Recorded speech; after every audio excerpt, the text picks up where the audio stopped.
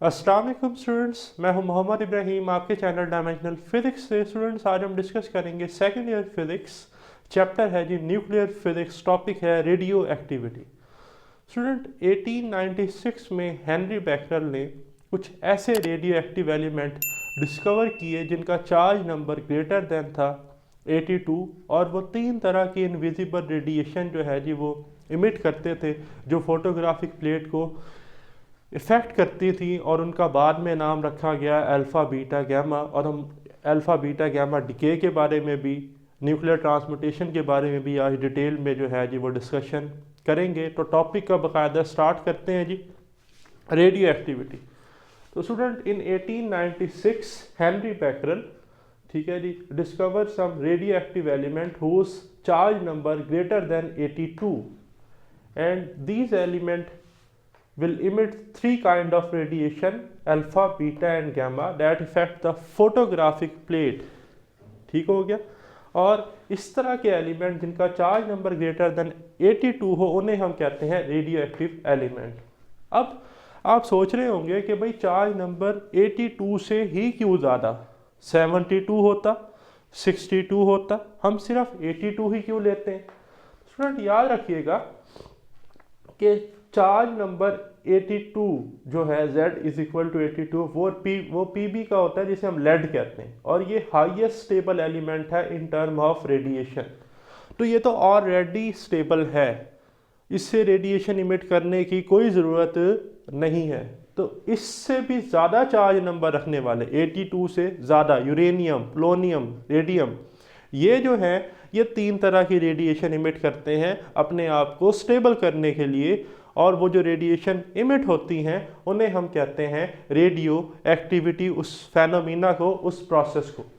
तो student, Henry Becquerel ने सबसे पहले जो है जी वो यूरेनियम 92 235 से तीन रेडिएशन जो है जी वो इमिट होते हुए ऑब्जर्व की, अल्फा बीटा गैमा, जिन्होंने फोटोग्राफिक प्लेट को जो है जी वो इफेक्ट किया।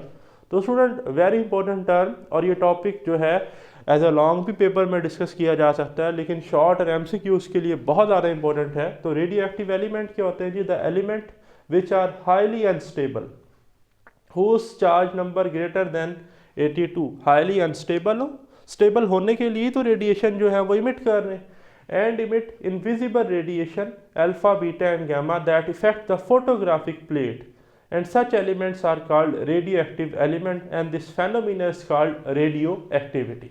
ठीक है जी। Student, after the discovery of Henri Becquerel, uranium को डिस्कवर करने के बाद Marie Curie and Pierre Curie, her husband, इन्होंने दो और मज़ीद रेडियो एक्टिव एलिमेंट डिस्कवर किए, पोलेनियम और रेडियम। तो स्टूडेंट, इसी तरह हेनरी बैकरल और मैरी क्यूरी और पेरी क्यूरी के नाम पर यूनिट्स के नाम रखे गए हैं। जैसे करंट का यूनिट है जी वो एम्पेयर के नाम पर रखा गया है, रेजिस्टेंस का यूनिट ओहम के नाम पर रखा गया। तो इसी तरह जो रेडियो एक्टिविटी है इसका जो यूनिट है वो रखा गया जी क्यूरी और बैकरल। तो देखें, the unit of radioactivity is और nuclear radiation is called curie और बैकरल। अब क्यूरी एक बड़ा यूनिट है, ऐसा यूनिट है, और बैकरल एक छोटा यूनिट है। रिलेशन क्या है जी क्यूरी और बैकरल के दरमियान? स्टूडेंट, याद रखिएगा, लिख भी लीजिएगा, 1 curie is equal to 3.7 multiply by 10 to the power 10 becquerel. एक क्यूरी जो है वो 3.7 मल्टीप्लाई बाय 10 की पावर 10 बैकरल के बराबर है। तो बैकरल एक बहुत छोटा क्या है जी यूनिट है रेडियो एक्टिविटी का। Further student, radioactivity does not depends upon physical state such as temperature, pressure and density etc. Next है स्टूडेंट मेरे पास एनालिटिकल अप्रोच ऑफ रदरफोर्ड। अब स्टूडेंट, जो एनालिटिकल अप्रोच है रदरफोर्ड की, इससे हमें इन रेडिएशंस की डिटेल पता चलती है। डिटेल किस तरह की? कि भाई अल्फ़ा बीटा गैमा नाम तो रख दिया, ठीक है, हेनरी बैकरल ने, लेकिन ये अल्फ़ा बीटा गैमा है क्या? तो वो रदरफोर्ड ने बड़े अच्छे से एक्सप्लेन किया। और सिंपल सा हमारे पास एक एक्सपेरिमेंटल सेटअप है जी, जिसमें सबसे पहले हमारे पास एक लेड चैम्बर है।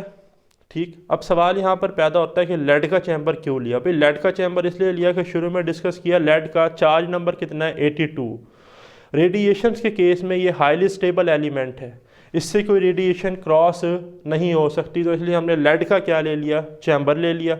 इस लेड के चैम्बर में हमने ड्रिल, ठीक है जी, की होल क्रिएट किया। उस होल में हमने अपना जो सैंपल था रेडियो एक्टिव सब्सटेंस का, फॉर एग्जांपल यूरेनियम था, यूरेनियम 92-235 जिसका Z जो है वो ग्रेटर देन 82 है, वो हमने प्लेस कर दिया। ठीक है, इसी लेड चैम्बर के साथ ऊपर कनेक्टेड है जी वैक्यूम चैम्बर। इस वैक्यूम चैम्बर में हमारे पास एक तो पैरेलल प्लेट्स हैं, ठीक है, ऑपोजिट पोलैरिटी की, जैसा कि कैपेसिटर में होती हैं, एक पॉजिटिवली चार्ज और एक नेगेटिवली चार्ज, ठीक, और एक हमारे पास फोटोग्राफिक प्लेट है। तो जब ये रेडियो एक्टिव सब्सटेंस और सैंपल प्लेस किया गया इस लेड चैम्बर में, तो इससे तो रेडिएशन इमिट हो रही थी, ठीक है। अब वो रेडिएशन हर डायरेक्शन में इमिट हो रही थी, तो लेड तो नहीं गुजरने नहीं देगा, लेकिन जहाँ से हमने ड्रिल किया था वहाँ से रेडिएशन पास हुई।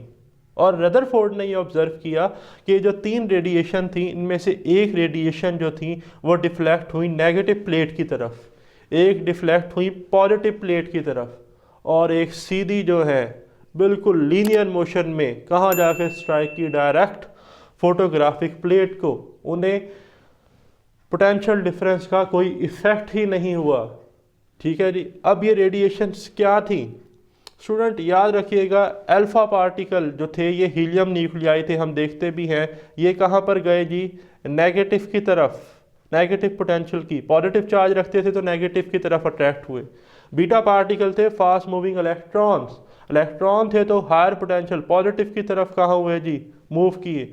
और गैमा रे या गैमा पार्टिकल ये न्यूट्रल थे, तो इन पर नेगेटिव पॉजिटिव पोटेंशियल का कोई असर ही नहीं हुआ, ये सीधा जाकर इन्होंने स्ट्राइक किया फोटोग्राफिक प्लेट पर। अब बात कर लेते हैं जी अल्फ़ा बीटा गैमा की। तो student alpha mean alpha particles, alpha particle are the helium nuclei, ठीक है जी, हीलियम 2-4। तो यहाँ से आप देख सकते हैं कि इसके पास कितने प्रोटॉन हैं जी, इसके पास 2 प्रोटॉन है, और नंबर ऑफ न्यूट्रॉन कैसे आते थे 4-2, और 2 ही क्या है न्यूट्रॉन, तो इसका मास नंबर 4 और चार्ज नंबर 2 है, ठीक हो गया। बीटा पार्टिकल्स क्या है student, beta particles are fast moving electron और पॉजिट्रॉन्स। लेकिन जो हमारी सेकेंड ईयर की बुक है ना, यहाँ पर नेगेटिव बीटा डिके जो है जस्ट वो डिस्कस किया है, तो यहाँ पर हम लेंगे फास्ट मूविंग इलेक्ट्रॉन्स, पॉजिट्रॉन्स का इधर जिक्र नहीं किया गया, ठीक। तो student in case of beta particle mess number क्या है जी, फास्ट मूविंग इलेक्ट्रॉन है, mess number remain same, mass number 0 है, ठीक है। लेकिन जो चार्ज नंबर है वो -1 है, इलेक्ट्रॉन की वजह से नेगेटिवली चार्ज है ना, ठीक। सिमिलरली जी थर्ड है गैमा रेस या गैमा पार्टिकल्स भी कह सकते हैं, because due to de Broglie hypothesis light and particle have dual nature, ठीक है। तो like X-ray, gamma ray are electromagnetic rays having shorter wavelength as compared to x-ray and high frequency और high energy, ठीक है जी। Gamma की spectrum में जो एनर्जी है वो सबसे ज़्यादा होती है, गैमा रे, एक्स-रे, अल्ट्रावायलेट रे, विजिबल रे, इंफ्रारेड रे, सो ऑन, ये सारा स्पेक्ट्रम जो है जी बड़े डिटेल से एटॉमिक स्पेक्ट्रम में पढ़कर आए। तो स्टूडेंट अब जो गैमा रे है मैस नंबर 0, चार्ज नंबर 0, ठीक है। ये सारे पेपर में MCQs आ सकते हैं जी, अच्छे से आपने इसको नोट कर लेना है, सुन लेना है। फिर है जी हमारे पास न्यूक्लियर ट्रांसमुटेशंस, ठीक है।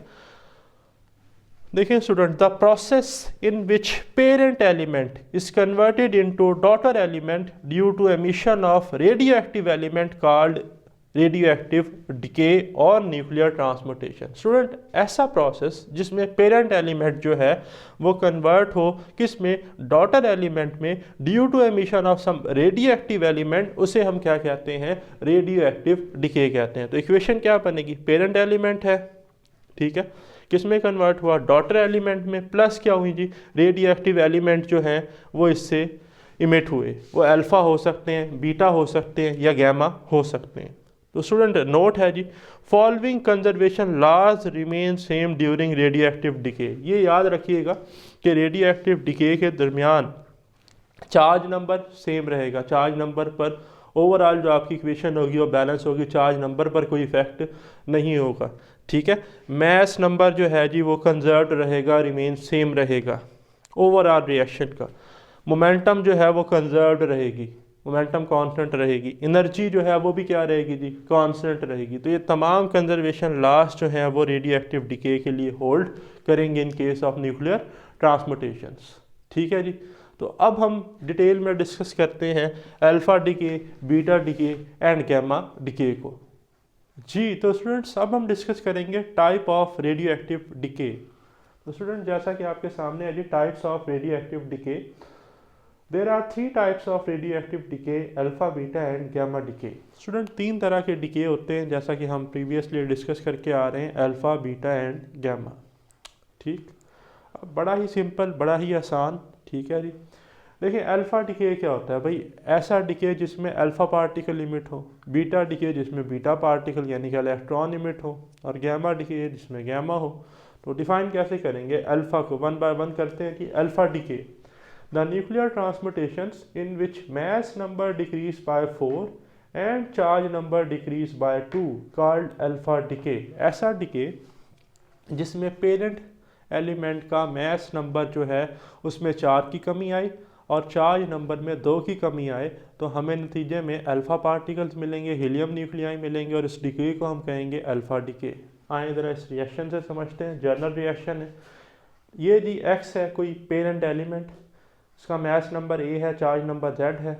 अब ये डॉटर एलिमेंट में कन्वर्ट होगा, कैसे, मैस नंबर में 4 की कमी आएगी, चार्ज नंबर में 2 की कमी आएगी। ठीक है, एक्स प्राइम में कन्वर्ट हो गया, प्लस अल्फा पार्टिकल मिलेंगे, हीलियम न्यूक्लियाई। और इस पूरे रिएक्शन में चार्ज नंबर कंजर्व्ड है। ठीक है, अगर मैं इसको ऐड करूँ a - 4 + 4, 4 - 4 कैंसिल, दोबारा a आ जाएगा। इन्हें ऐड करूँगा z - 2 + 2 को, तो दोबारा z। Charge number conserved, mass number conserved. ठीक है जी, मोमेंटम कंजर्व्ड, एनर्जी कंजर्व्ड, ये याद रखना है तमाम न्यूक्लियर ट्रांसमुटेशंस के केसेस में। तो इसकी एग्जांपल है जी हमारे पास रेडियम है जी, रेडियम 88 226, ये रेडॉन में कन्वर्ट होता है 86 222 में। अब रेडियम 226 था, 4 की कमी हुई तो रेडॉन का आ गया 222, और इधर आपके पास जो है चार्ज नंबर 88 था, तो 2 की कमी होने के बाद अब रेडॉन के लिए 86 बन गया, और साथ आ गया जी अल्फा पार्टिकल। अब ये बड़ी इंपॉर्टेंट पॉइंट स्टूडेंट याद रखिएगा कि जो डॉटर एलिमेंट है रेडॉन, पहले क्या था, रेडियम से किस में कन्वर्ट हुआ है, ये रेडॉन में। तो ये 2 प्लेस बैकवर्ड जो है जी मूव करेगा पीरियोडिक टेबल में। क्यों, पीरियोडिक टेबल जो है वो डिज़ाइन किया गया है on the basis of charge number और एटॉमिक नंबर। इसमें आई है एटॉमिक नंबर में, चार्ज नंबर में 2 की कमी, तो ये 2 स्टेप बैकवर्ड जो है जी वो चला जाएगा पीरियोडिक टेबल में अल्फा डिके के बाद। कौन, रेडियम। तो जो आपका डॉटर एलिमेंट है ये कहाँ लाई करेगा, 2 स्टेप पहले, रेडियम से 2 स्टेप पहले पीरियोडिक टेबल में। नेक्स्ट है student beta decay. Student beta decay क्या होता है जी, the nuclear transmutations in which mass number remain same, mass number क्या रहे, सेम रहे, but charge number increase by 1, charge number में कितने का इजाफा हो, 1 का, इसे हम कहते हैं बीटा डिके। अब आपके माइंड में क्वेश्चन आ रहा होगा कि सर बीटा डिके आप न्यूक्लियस में करवा रहे हैं और बीटा पार्टिकल तो फास्ट मूविंग इलेक्ट्रॉन है, तो न्यूक्लियस से भला इलेक्ट्रॉन कैसे निकलेंगे। पहली बात तो ये कि भाई ये बड़ा ही फास्टली प्रोसेस होता है, और न्यूक्लियस में स्टूडेंट भले इलेक्ट्रॉन ना हो, न्यूट्रॉन तो है ना, तो न्यूट्रॉन जो है वो अपने आप को कन्वर्ट कर लेता है इलेक्ट्रॉन और प्रोटॉन में, यानी कि न्यूट्रॉन किस में शिफ्ट हो गया, प्रोटॉन में, प्रोटॉन न्यूक्लियस का हिस्सा बन गया। ठीक, और जो इलेक्ट्रॉन था वो उससे फौरी तौर पर कहाँ निकल गया जी, बाहर। ठीक है, तो खैर बीटा डिके भी 2 तरह के होते हैं, नेगेटिव बीटा डिके और positive beta decay. Negative beta decay में हमें मिलता है एंटी न्यूट्रिनो। ठीक है, पॉजिटिव बीटा डिके में न्यूट्रिनो, लेकिन न्यूट्रिनो का हमारी सेकेंड ईयर की बुक में कोई जिक्र नहीं है, तो हम सादा सा जनरल रिएक्शन पढ़ते हैं जी।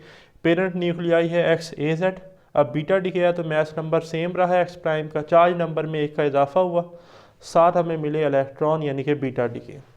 अब वो जो मैंने आपको एग्जांपल दी है, न्यूक्लियस में न्यूट्रॉन कन्वर्ट होने लगा है प्रोटॉन में प्लस न्यूट्रॉन में। देखिए ना, ये जो है हमारे पास प्रोटियम, ये प्रोटॉन ही है ना, और ये क्या है, ये इलेक्ट्रॉन है। ये क्या था भाई, ये न्यूट्रॉन था। न्यूट्रॉन किस में कन्वर्ट हुआ, प्रोटॉन और इलेक्ट्रॉन में। ठीक है, और यहाँ से आप इनके मैस नंबर ऐड करके चेक कर सकते हैं, 1 + 0 1 आएगा, 1 माइनस 1 0 0 आएगा। तो कंजर्वेशन लास्ट जो है मैथ नंबर के लिए, चार्ज नंबर के लिए, वो ट्रू है। अब जब डॉटर एलिमेंट बनेगा तो इसके चार्ज नंबर में 1 का इजाफा हो रहा है, तो पीरियोडिक टेबल में ये एक स्टेप अहेड आगे जो है जी वो चला जाएगा। After negative beta decay 1 place ahead in periodic table, जो डॉटर एलिमेंट है वो एक स्टेप आगे मूव हो जाएगा। थर्ड वन है जी gamma decay. The nuclear transmutations in which excited nuclei de-excite into lower energy state with emission of high energy gamma ray। Student जिस तरह से हमने एटम में पढ़ा था ना, बोहर एटॉमिक मॉडल में, कि इलेक्ट्रॉन ट्रांजिशंस परफॉर्म करते हैं डिफरेंट एनर्जी लेवल्स और स्टेट्स में, इसी तरह न्यूक्लियस के अंदर भी स्टूडेंट हमारे पास शेल्स होते हैं, स्टेट्स होती हैं न्यूक्लियस की, जिसमें न्यूक्लियॉन्स जो हैं वो ट्रांजिशन परफॉर्म करते हैं। न्यूक्लियॉन्स एक्साइटेड स्टेट में है तो हम कहेंगे एक्साइटेड न्यूक्लियाई है, न्यूक्लियॉन्स ग्राउंड स्टेट में तो हम कहेंगे ग्राउंड स्टेट न्यूक्लियाई है। तो अगर एक एक्साइटेड स्टेट न्यूक्लियाई कन्वर्ट हो जाए ग्राउंड स्टेट न्यूक्लियाई में, तो उसके मैस नंबर, चार्ज नंबर पे कोई फ़र्क नहीं पड़ेगा, लेकिन वहाँ से हाई एनर्जी फोटोन रिलीज़ होगा जिसे हम गैमा रे कहेंगे। तो जनरल रिलेशन है जी x A Z steric, x A Z. अब मज़े की बात, इससे पहले जो मैंने बीटा का लिखवाया, अल्फ़ा का, वहाँ मैंने एक्स के ऊपर प्राइम यूज़ किया, डॉटर न्यूक्लियाई चेंज हो रहा था किसी और एलिमेंट में। यहाँ एलिमेंट चेंज नहीं होगा, एक्स ए जेड था, एक्स ए जेड ही रहेगा। बट एक्साइटेड से कहाँ आ जाएगा, एक्साइटेड न्यूक्लियर स्टेट से ग्राउंड न्यूक्लियर स्टेट में with emission of high energy gamma ray. तो इसकी एग्जांपल है जी निकल की, निकल 2860 एक्साइटेड स्टेट में, ये ग्राउंड स्टेट में आ जाएगा, प्लस आपको गैमा रे जो है जी या गैमा पार्टिकल्स जो हैं वो मिलेंगे। तो ये था जी आज का हमारा topic, radio activity and nuclear transmutations. मिलते हैं नेक्स्ट वीडियो लेक्चर के साथ। अल्लाह हाफिज़।